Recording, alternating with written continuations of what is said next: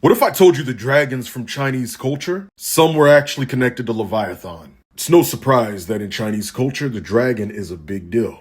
And according to different sources, I want you to listen to this. Most Chinese dragons' pictures have long bodies like snakes, sharp claws like hawks, less like dinosaurs than Western dragons. Chinese dragons live at the bottom of seas, rivers, lakes, or anywhere with water. Does that not sound familiar? When you go to Isaiah 27:1, what does the Bible say? In that day, Jehovah, Yahweh, will punish Leviathan, the fleeing serpent with his fierce and great and mighty sword, rescuing Israel from her enemy, even Leviathan, the twisted serpent, and he will kill the dragon who lives in the sea. When you go to the book of Job, you see God is talking about the sea monster Leviathan. Now, even though you have people that say that the dragons in Chinese culture don't typically breathe fire, that's more of a Western thing. What if the ancients got bits and pieces? Because this dragon that you see here mentioned in Leviathan, or this serpent, Leviathan in the sea, the Bible says, his sneezings flash forth light, and his eyes are like the eyelids of the morning. Out of his mouth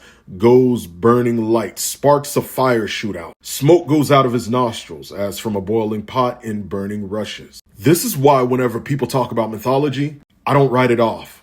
I listen and I see if I can find a trace in the Bible. We also see during the tribulation period that Satan is likened to a great dragon, which in the Greek is drakon, and it means a fabulous kind of serpent. What's intriguing about this is that the dragon in Revelation 12, or Satan, when he persecutes the woman who is Israel, during the tribulation, the Bible says, verse 15, so the serpent spewed water out of his mouth like a flood after the woman, that he might cause her to be carried away by the flood. But the earth helped the woman, and the earth opens its mouth and swallowed up the flood, which the dragon had spewed out of its mouth. Now, of course, we know the dragon in the book of Revelation is Satan, but something else is intriguing to me. No, I'm not saying that China is where the Antichrist come from. I believe the Antichrist is Muslim. And the Bible shows us that he rises from the Middle East. But the Bible does deal a lot with symbolism through animals and things like that and creatures to represent nations. Could it be that the great red dragon in the book of Revelation could be a very loose foreshadowing at China's power at the time of the end? We know they persecute Christians. We know that they're rewriting the Bible to where Jesus,